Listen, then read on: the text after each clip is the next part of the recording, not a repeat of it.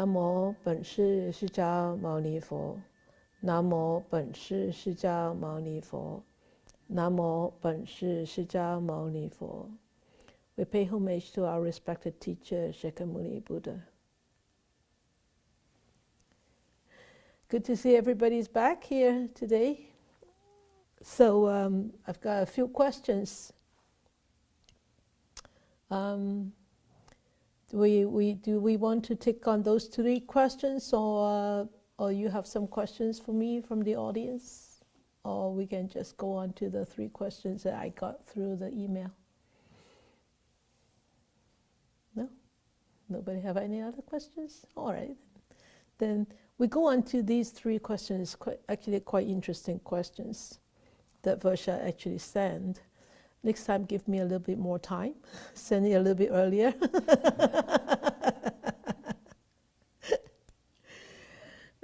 Okay, so this question is, in the presence of letting go during the 16 steps, of course, so for those of you who were not doing the Sunday morning meditation with me, you probably don't know what is those 16 steps.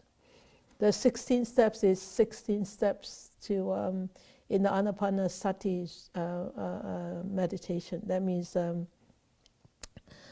mindfulness, developing mindfulness with the breath, but it's really not just the breath, but as the breath as the anchor, as the foundation for the practice. So we finished the 16 steps in 15 weeks of Sunday morning meditations. We finished just on the 19th of December, just before, 1 week before the Christmas. So Varsha is asking this question: is the process of letting go during the 16 steps or any time, what is actually doing the letting go? Is this a process active or a stopping or an absence of something?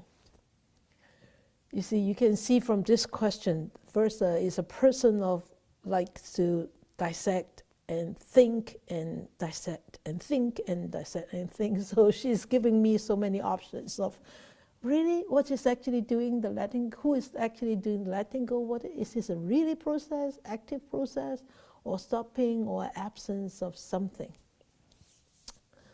So what do you think? Anybody has any, or anybody could enlighten me on this? What about yourself? Do you have any answers at all in your head before I actually share my understanding about this? I mean, it's such a hard question. Yeah, it's such a hard question. Yes. For me, I think it's that you've removed something. There's something happening that's active, and you remove. She's doing like this, you know. She said, "You actually removing something." She's actually doing this here. It's like, or it stops. Yeah, it's where it stops. Also here. Also here. Removing and stops. It's also here.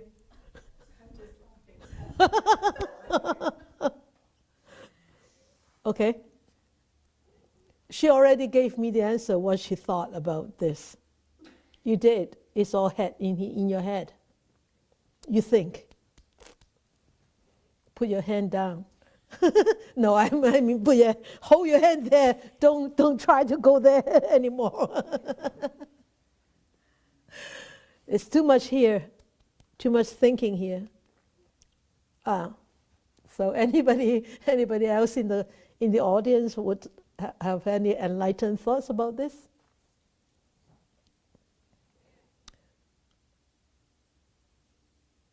Anybody, you just put up your emoji, hand emoji, and we'll know. Or we can actually go to see how I interpret your questions. Okay. It's a very difficult question, but it could be a really simple and easy question.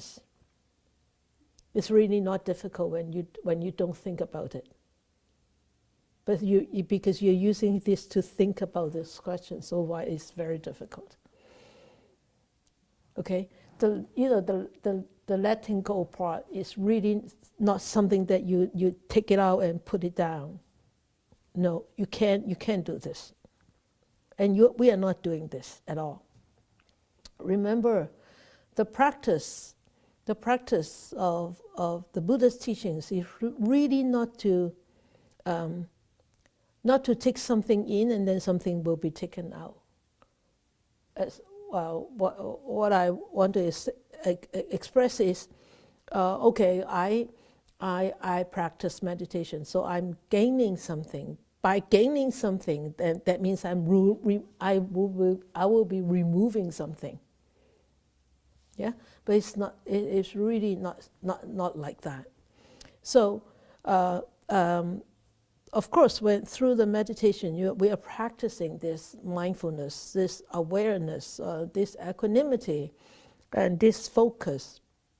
And what I mean in the 16 steps, by letting go or liberating the mind from it, that means we are not holding on to it. We're not trying to hold on to anything that comes up through our experience. And we're just looking at it, watching it, just looking. And when you look, it's not looking with the head.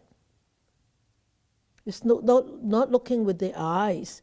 Yes, the eyes are in use. Of course, the eyes would be in use. We have open eyes. But if we are actually meditating, we are using the mind part to actually experience what is going on at that present moment. And when you experience that, you say, oh, I let go. Can you really let go like that? Yes, no? No, it doesn't happen. It's like, oh, somebody that I don't like, just come up in my meditation. It stays on there. Come on, let's go away. You want to let it go? Push it away? That never happens. It cannot happen. Actually, it will stay longer. Why? Because you're feeling it. Because you're really going into there and you go. The more you hit it, the more it rebounces. So by this letting go is you really just to watch it, just like that. Remember, in one of the steps is in the citta, the citta sankhara, the mental activities. I said, watch it, just face to face. Have that courage. Just watch it. Just look at it. A lot of times we don't want to look at those things. A lot of times we want to avoid. A lot of times we see them, but we pretend that we don't see them. You look doubtful. Okay. But now we want to let go of things, then you need to see them. You need to look at it. Let's say fear. How can we let go of fear if we try to avoid to look at fear? You cannot let go of anything if you try to avoid looking at it. Right? Just like when somebody that you don't, when you're talking to somebody that you don't like, a lot of times, what would you do? You would just say whatever, just talk whatever that you want to talk about, but you avoid that eye contact. You avoid that physical bodily language, right? I don't like you, but I need to be a little bit polite because I'm a so-called Buddhist, so I need to talk to you. But yeah, I won't look at you. I won't look at you. So that tells you you really don't like that person, right? So this letting go is but not forcing ourselves. We are using a very, very mindful practice to look at this. Look at this fear. Oh, this is so-called fear? Okay, what does it feel like? Oh, the body is sort of like heavy, and my heart is so like heavy, and my body feels so like shivering, and this kind of sensations. And a lot of times when we start to feel these kind of sensations, we already try to run away, right? So we are really not facing it, looking at it face to face. But when we are courageous enough, because why we are so courageous? Because we know this fear cannot be permanently there. It cannot be. So we will just say, okay, I'll have a look at you. And just look at it. And look at it, then you realize, the bodily sensations, when you start to look at it, it's just looking at fear or just looking at anger, they are all the same, they are emotions. It's just the Vedana, it's mental emotions, okay? So, it just looking at it, then you say, it changes. My bodily feelings are also changing. Anything changing, that means it's a possibility that it will go away, or it will be a possibility that it will get stronger. But you don't know, because that is in the future. And there's nothing that you can know of unless you have a very deep jhana, then you will know what is going to happen. But then when we look at that face to face, then you start to see that emotion start to sink, start to diminish, start to diminish, start to diminish. So eventually that fear that has arisen because of you not reacting to it, it starts to disappear. So who is letting go of the fear? Nobody. Nobody is letting go of the fear. The fear subsides by itself. Why? Because this person who is holding that fear is not reacting to the fear. And there is no such person also. Eventually that person remembers the dependent origination. Who is us? Who is me? Who is the car? Which is the car? Is the steering wheel the car? Is the four wheels the car? Is the what do you call the mufflers the car? No. But it's all these conditions that come together. We give it a name, a label that we call it a car. So the car, really, there is no such thing, no such self as a car. The car cannot tell people that I am a car. I am the car. No.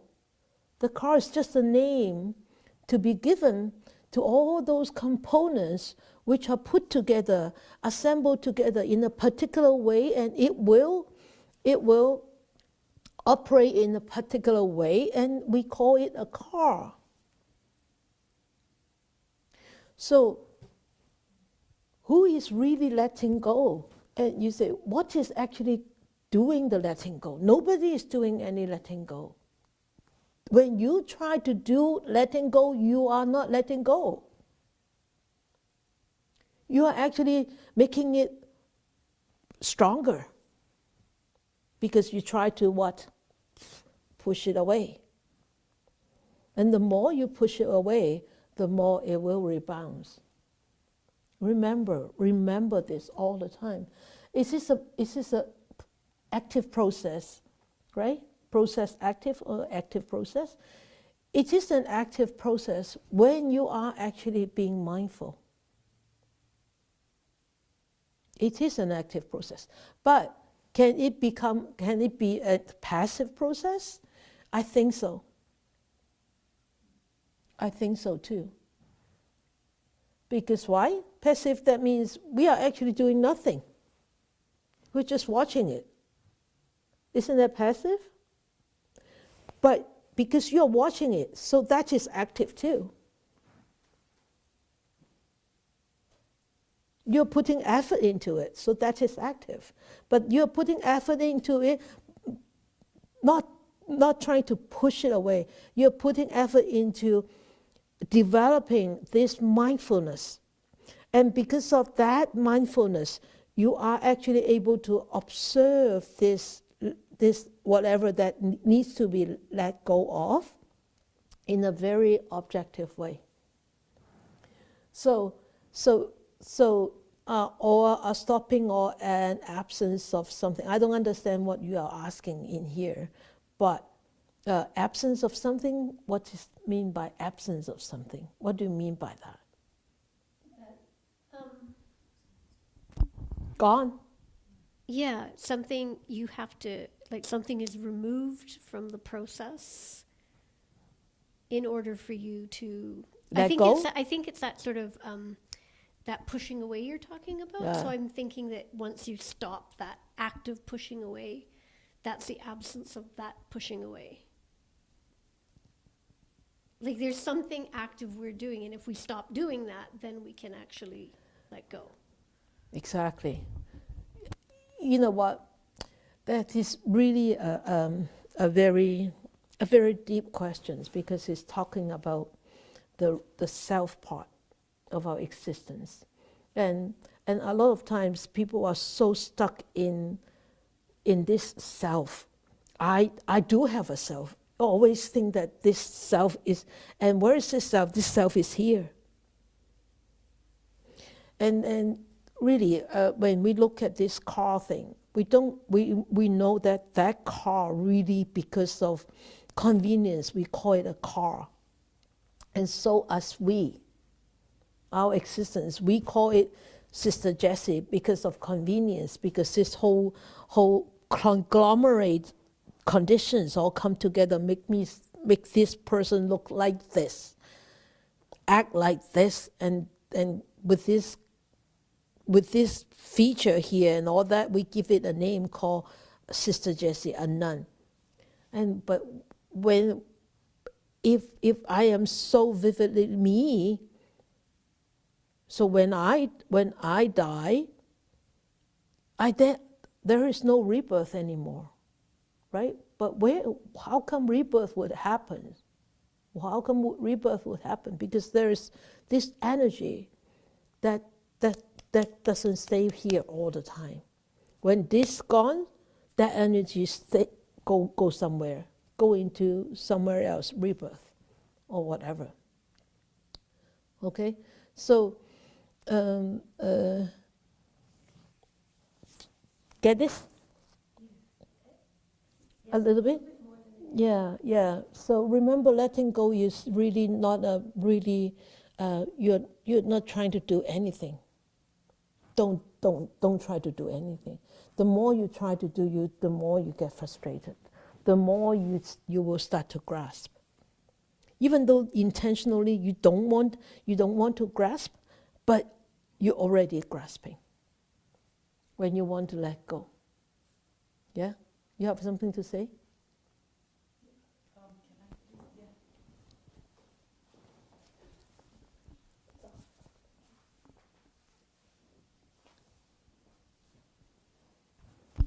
Thank you, Sze Fu. Thanks, Darsha, for this question. I read this question tonight, and I thought back to an experience that I had during those 15 weeks, which was a pretty exquisite experience. Just a few moments of being very aware that I didn't have any fear of myself, that there wasn't fear, that it was just momentary. But I know that before that, I wasn't working on fear. I wasn't trying to dissolve fear or observe fear. But I know that in the past I have. Yeah. And so I wonder if part of this also is a recognition that whatever work we do may not have results at a certain time, but at some point later on it does. And then there's that absence. That's why I was thinking of it as there must have been some work before. Of course, yes. For myself to have at least that small experience of an absence of that fear. But I had to be aware of it at that time. Yes. You know what? Anytime that you want to let go, it's really, I should say, as you said, you're not intentionally trying to let go of fear or certain emotion. But whenever you want to intentionally let go of certain things, it won't happen. It won't happen.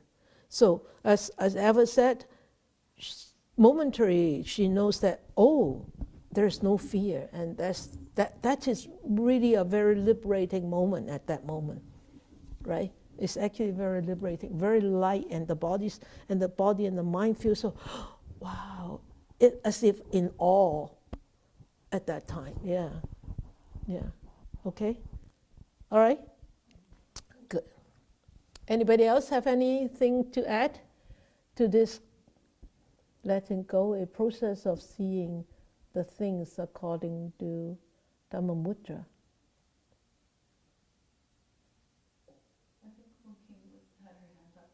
Okay, Phong King too? Oh, Wai Fun. Okay, Wai Fun.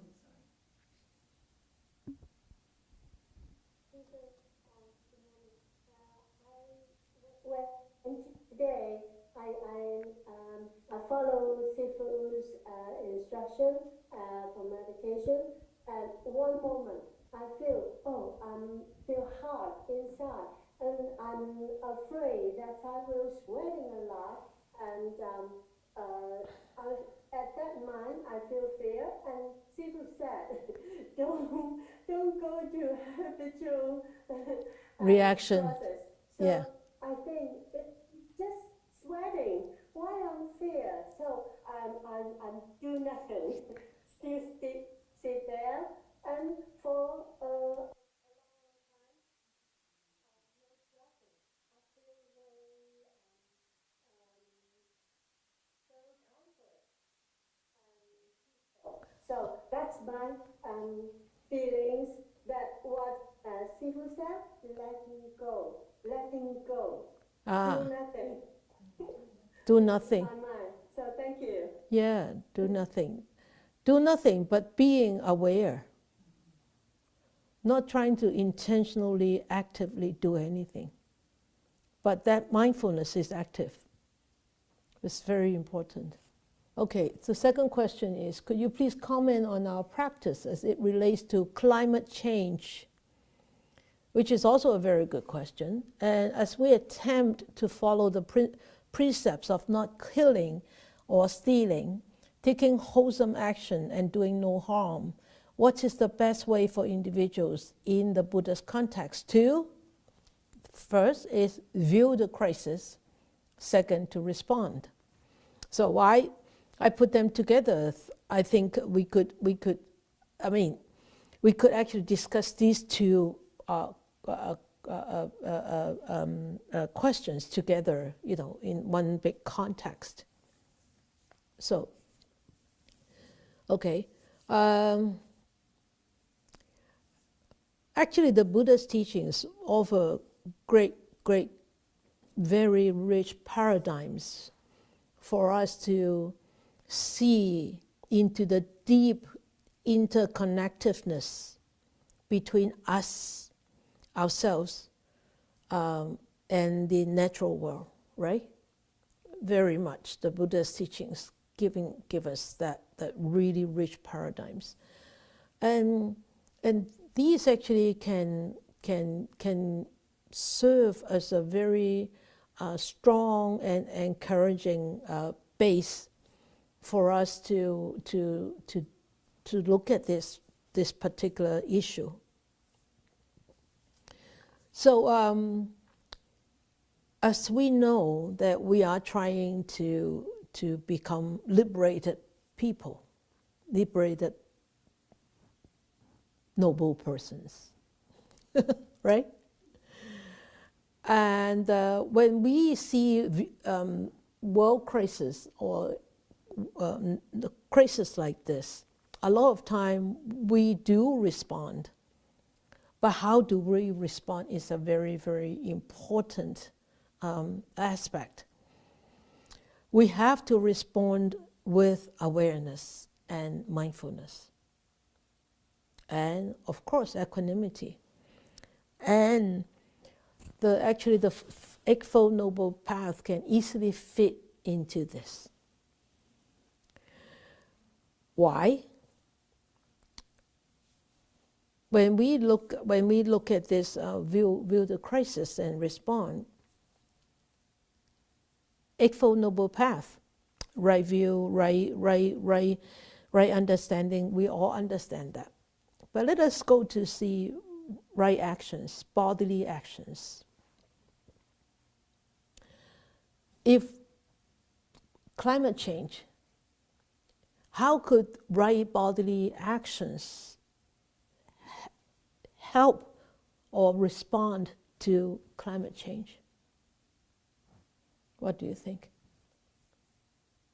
I'm asking you questions. How does it fit into there? Nora, yes. You unmute yourself, please. Yeah. Sorry. Well, I mean, if there's fossil fuels, then, try not to travel heedlessly or unnecessarily. Don't eat meat because of, cows are issuing methane gas, right? Or eat less, right? Eat less. Yeah. Great, good. Yeah. Maybe try, if you can afford it, eat organic or, local produce. Local So produce. Yeah, and buy local just to avoid all the shipping and, Exactly. Yeah, great, good. Yeah, I'm thinking of, even though bodily actions, it means that not stealing, not killing, not committing adultery. But think of ourselves, especially us being in the North America, with such a cold weather, or in the summer with such a hot weather. If every household in the winter could drop the thermostat 2 degrees, put it down 2 degrees. If I used to put it up to 23 or 25, because so that I can wear short sleeve and shorts and run around the house. But instead, okay, I don't mind. I put on a long sleeve, even not over a jacket, and I put it on to 20.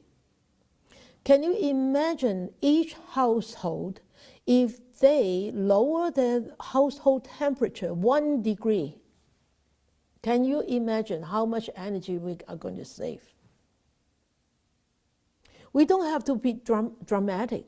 We don't have to be dramatic and thinking of, oh, we need to do this and we need to do that. No, from our daily lives, we can actually start doing this. Right? I mean, I always turn down my gas stove, my gas fireplace when I go to bed, because I will have a comforter on, right? So why do I need to fire up so warm? And in the morning, if you're a little bit cold, then I put it up a little bit. I always have maintained my condo temperature around 17, 16. Yeah, it's a bit chilly. But I like that chilly, a little bit colder, because the mind is so not easily doze off that much, right?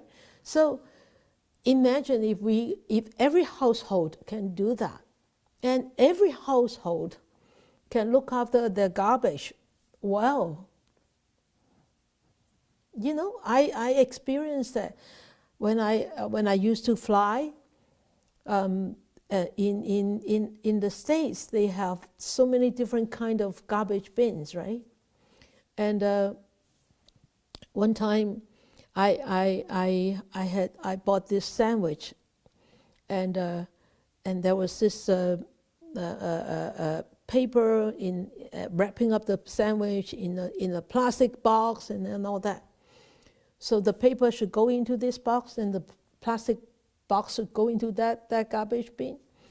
So I went to the paper bin to put the paper in, went to the plastic bin to put the plastic in, and the lady at the counter was looking at me. And and the and I looked at her and I waved, and she said, "You are meticulous." I said, "Am I?" I said, "But that's for paper and that's for plastic, right? Am I wrong?" She said, "No, but I seldom see people do that." And I said, "Well, we all need to do it for our own good, for the next generations, many generations to come, so that they have a better world to live in." So it's all up to us. So that's why I don't just run my tap until it's hot and let the water go into waste. I collect it. Even before my shower, I would get a bucket, collect those water. I'd either use it to water my plants or to clean the floor, or even wash the toilet, right? But it's so easy just to turn up the tap until the water runs hot. Then you go into the shower. How much water we waste over there? How much water we waste when we brush our teeth and we let the water run instead of turning it off after brushing and then turn it on again. So we can do a lot of things. It just depends on how aware are we. Sometimes it seems that very stingy, and I always say, "Hey, come on, turn off the water," and they will look at me. Sometimes the Sze Fu will look at me. Sometimes the students will look at me and say, "You're wasteful. You're wasteful. You're wasteful. Very wasteful." And you know what? My Sze Fu has passed many years, 10 years now, 11 years. But I still remember a teaching that he gave when he was alive. That must be 20 years ago. He said, because in Hong Kong, in Po Lam, Hong Kong, we use wood stove. Every October, end of September, October, we will go to around the hill and everything. We collect all these branches and all these twigs and everything, carry it back and put it into the storage. And the whole year we burn those logs, those wood for cooking. One day he was giving a teaching. He probably saw us being very wasteful. And he said, even though you live next to the mountain or in the mountain, next to many trees, you don't waste one twig. Even you live next to the river, close to the river, you don't use one bit of water unnecessary. And I always remember that. I always remember that. But yet it's so easy to forget. And it seems that we always think that, oh, you should do this and you should do this and everybody should be doing this, but we don't do it ourselves. Right? We have to do it ourselves. We have to start from ourselves. And when we start from ourselves, people see it. People know it. Eventually, they might not take it initially, in the beginning, they will not take it, but eventually, somehow, somewhere, they will actually pick it up. They will be, influenced by you. So we remember, we are not outside of this nature. We are part of the nature. We are part of that existence. We are in there. Remember, we are a part of it. So we don't just stand outside of this whole environment and as if we are just observers. Or some people think that they are really protecting the environment and thinking everything, but they're making so much propaganda and everything. But at the end, are they really doing it themselves? So we have to really be walking the talk, not just talking the talk. We need to do it ourselves, literally doing it. Okay, so even though sometimes when I go to the supermarket, sometimes I forget to bring my big bag, and people will ask, "Do you want a plastic bag?" I said no.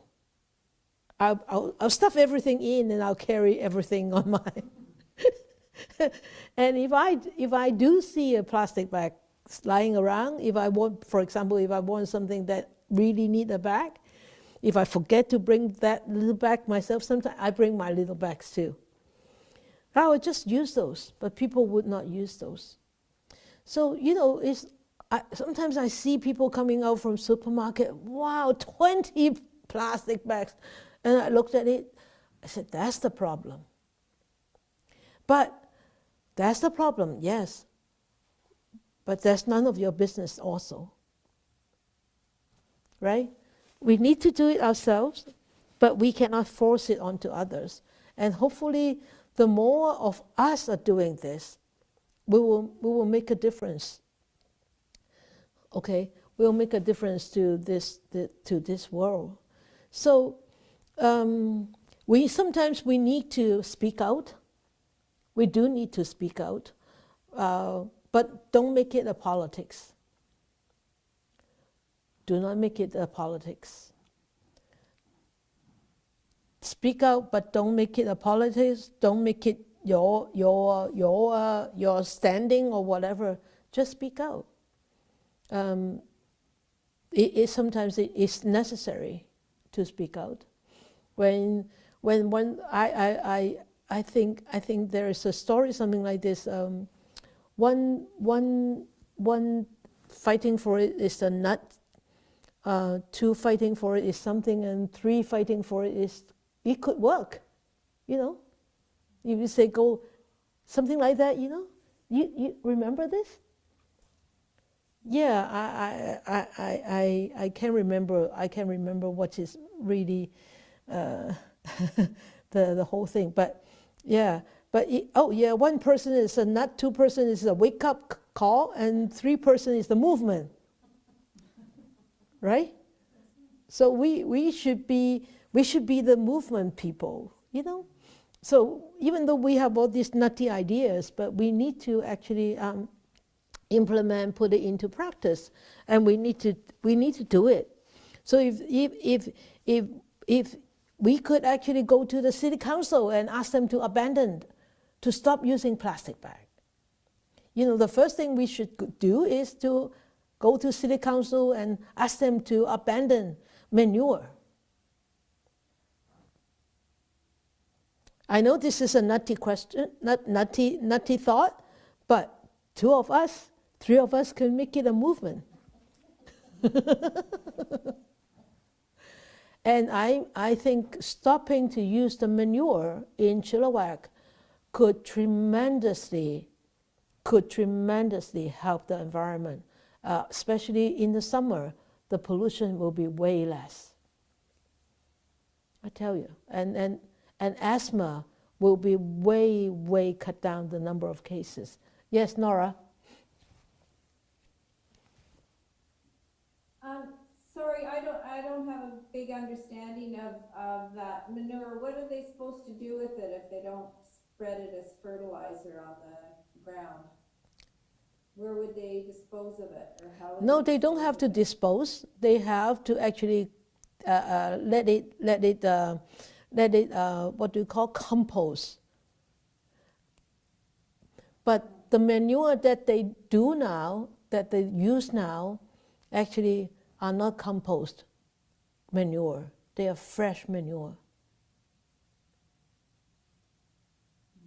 That's why it smells so bad. It stinks. They just go into the cattle farm, and they just pump it up, and then they pump the water from the slough to mix it, and then they spread it on the field. And we are eating all those things. But after they're compost, and then they will be good fertilizer. Okay, thank you. And also, if more people become vegetarian, then we need less cattle, right? So, yeah. So I think this is also a very, very important,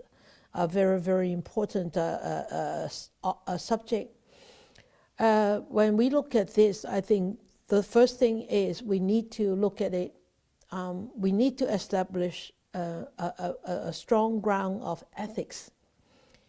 If we place ourselves in ethics, then we will every time when we look at this, oh, this could be a environmental issues, this could be an environmental crisis, so I should not do this.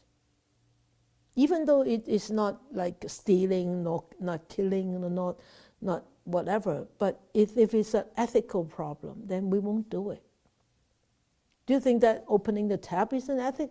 Just let it run until it's cold and you waste like 10 liters or 20 liters? I think it's an ethical issue. I think it is to me. So I see that waste of water as stealing. Ah. That's how I view it, and I see that. Ah, good. I was just commenting that for me personally, I see when we take too much, like too much water, that is like stealing water, or when we are using potent manure, we're actually destroying and killing insects because it's too potent. Yeah. So for me, climate change is sort of an act of killing and stealing indirectly, but it is in fact doing those things. Yeah, that's great. Yeah. So, that's why a strong ground of ethics, very, very important, right? So all of us have to develop that from in that aspect, and also we really need to try to mitigate the damage, right? How can we mitigate the damage? We could actually teach. We could educate people. We could teach. We could promote, and we could work with other organizations, associations, or other people to actually promote this, so that who will be suffering from this issue, we need to help those people or help those beings. Yeah, okay. So, and of course, us being a part of the nature, we need to change our mindset also. We need to change ourselves. The first person who has to change is ourselves. And then I think it's very important that the government or the city officials or the whole nations, the top people who are responsible in agriculture, responsible in economic structures, they need to have this kind of ethics too. If they don't, no matter how much we do, it's not going to be like commonly practiced. But if more of those government officials are actually promoting this and doing this, it will change the people's perspective, right? So, and also, and I think as a religious community, we also need to actually help people to see that all of us are interconnected. We are interconnected. We are interconnected with the mountains. We are interconnected with the trees. We are interconnected with the ground. So as religious communities, or as meditation teachers, or as meditation practitioners like you all, you have a responsibility, or you have an obligation to let people see that your behavior shows that interconnectedness to others. Yeah? Good? All right? Anybody has any other views on this? Yeah, Vancouver has started to have this bylaw with no plastic bags starting January. Oh, really? That's great. That's great. And what about the styrofoam cups? Yeah, you're supposed to bring your own cup now too. Even in Chilliwack? In Vancouver. Oh, to buy coffee? Yeah, that's what I heard. That's what I heard from Coxneys. But during a pandemic, it might not be the smartest. Yeah, right. Yeah. Well, at least they have the incentive to start it off, right? And it's good. So, Tissa, yes, Tissa, please.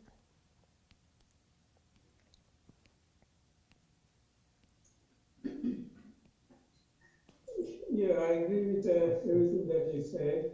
The people ought to be responsible in the way they conduct themselves. Yes. At the same time, I want to mention that there are some research programs where they're trying to come up with plants that will absorb more carbon dioxide.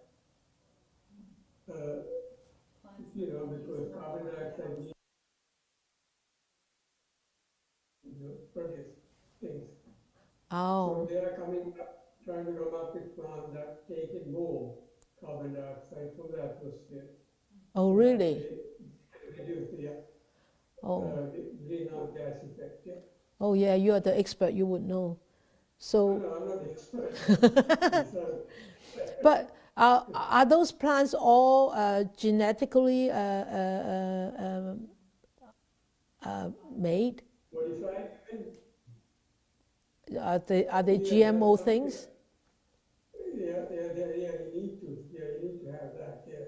Oh, I know GMO people look at it in a different way, okay. but some of the But at least the GMO in a good way, huh? Okay, in a good way. okay, Yeah, I mean, generally GMOs are considered okay, not that good. okay. That's good to know. They specifically target on this. That's why. I see. Okay. You know what? It's very funny when you say this. Specifically targeting this. I'm sure after they create these new plans to specifically target the carbon dioxide emission, some new problem will arise. That's a cycle of evolution, and that's how I see it. But we'll wait and see. We'll wait and see what happens. Maybe we could grow some of those plants too, right?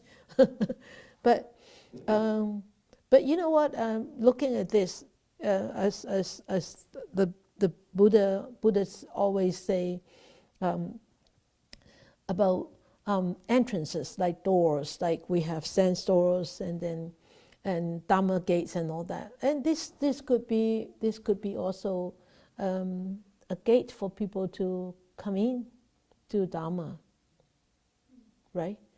So people would understand more about the interconnectedness and the dependent origination, and hopefully that will actually, a climate change, and then they will start to see, oh, this is a Dharma gate, an opportunity for people to come and seek practice, to seek the teachings, and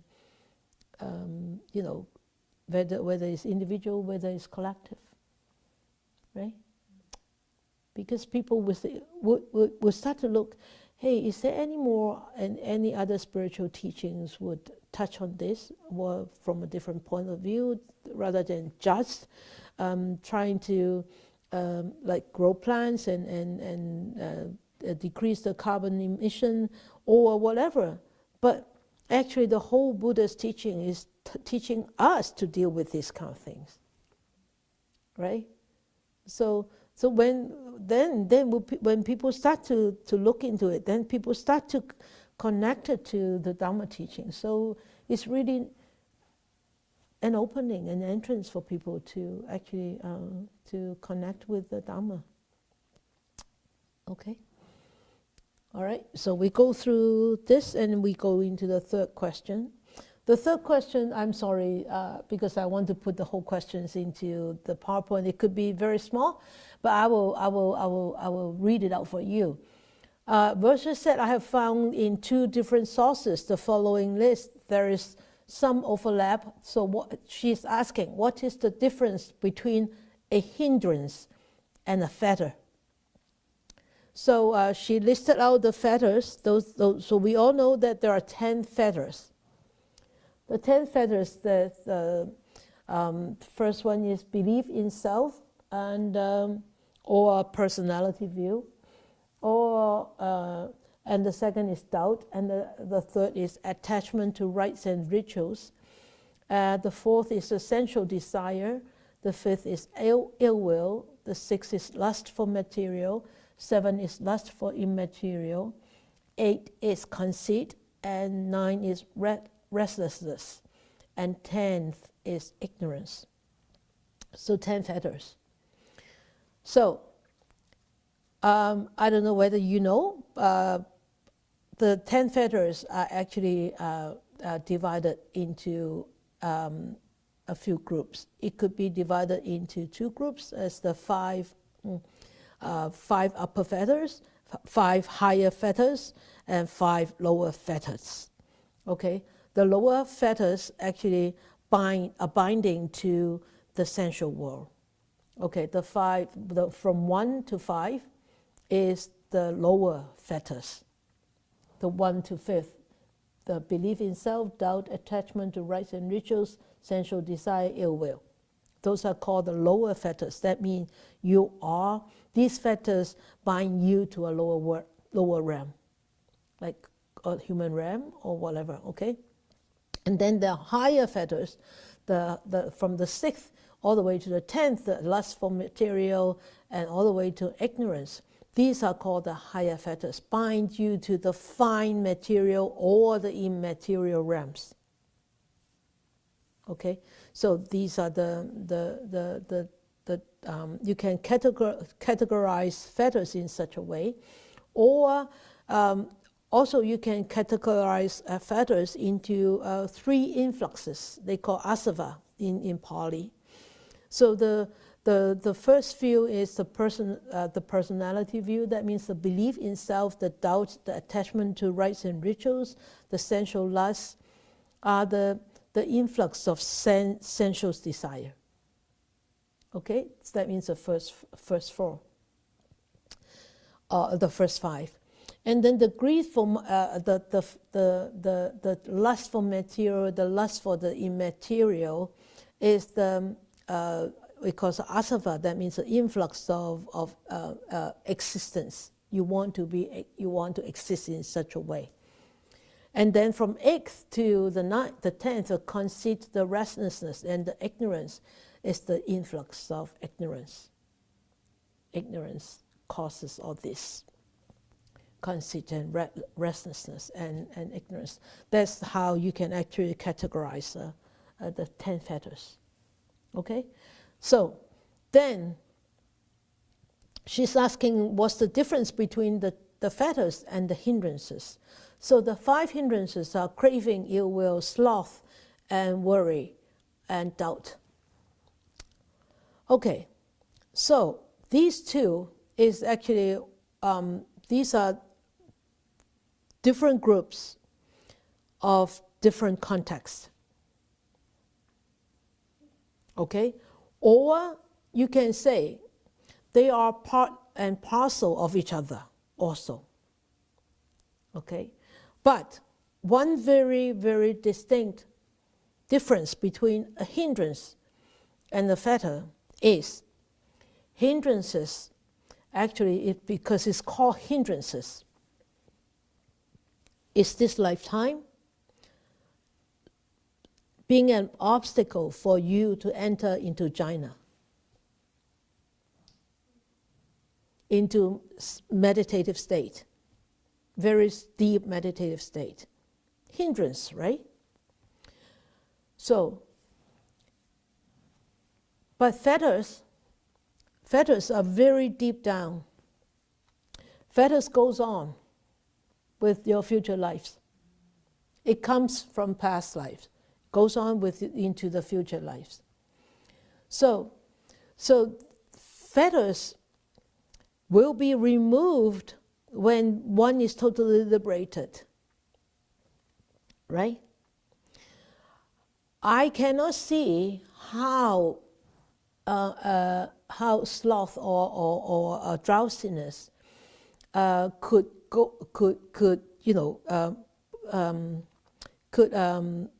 cause you to be reborn, go into rebirth. But any of these factors could cause you into rebirth. That's why there is the part and parcel, like craving and ill will, right? Could carry you into rebirth. But mostly hindrances and fetters that differentiate is the hindrance is actually stopping you to go into jhana. And also hindrances can be abandoned temporarily, but they then arise again. Okay? But the 10 fetters are really very strong underlying tendencies that need eons of lives to be able to actually to completely eradicate.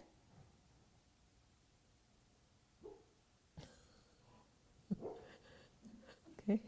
So those are underlying tendency. So when when the conditions are ripened, they can be eradicated and will never arise again. But hindrances can arise again. Okay? So let me give you an example about the difference between a hindrance and a fetter. It's actually very obvious. For example, when we talk about this self, this identity view, all right? This view of a self or of whatever, of a self, okay? So, for example, if a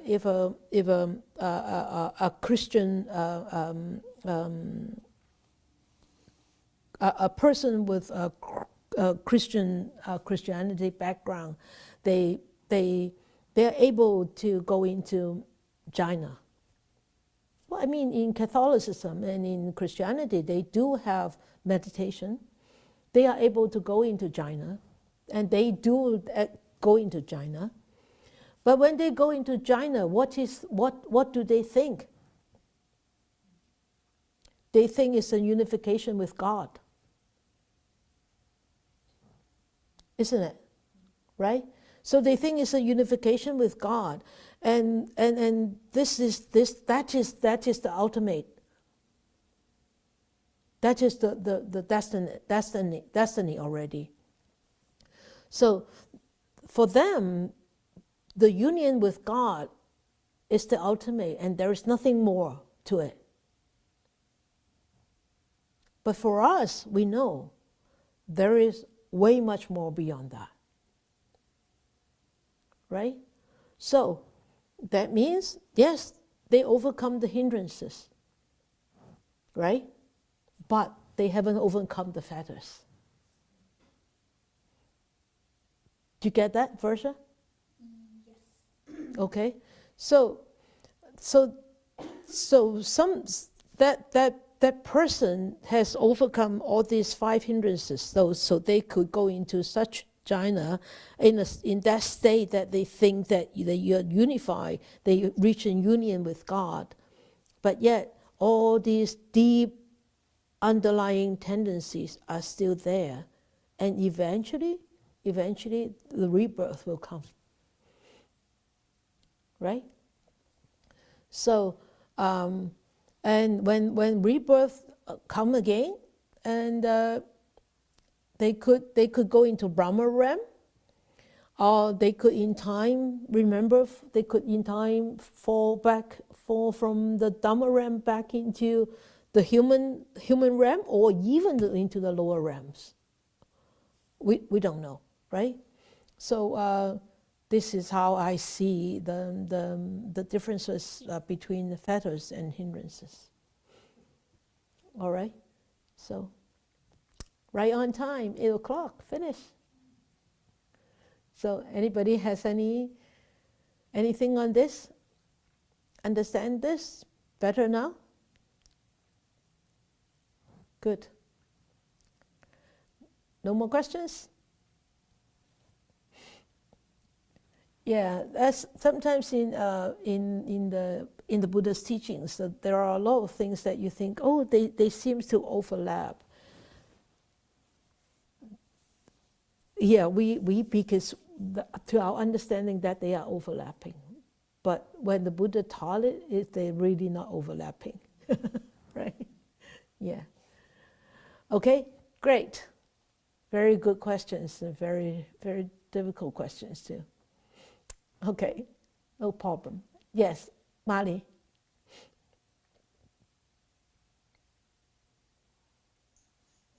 Thanks, Faithful. Yes. Happy New Year to you. Just wanted to, was looking at the hindrances, and then I'm going back to climate change. Okay. And craving for various, especially during Christmas and, times that we're always craving for more and more. We're buying, our needs and wants are, some of these things we don't really need, but we keep buying. Yeah. So that makes waste. And like you said, exactly. Waste ends up being a problem for the climate. Yes. So yes. I was just looking at the 5 hindrances, and I know craving, that's where it all starts. Yes. Yes. Right? Yes. So that is my yeah.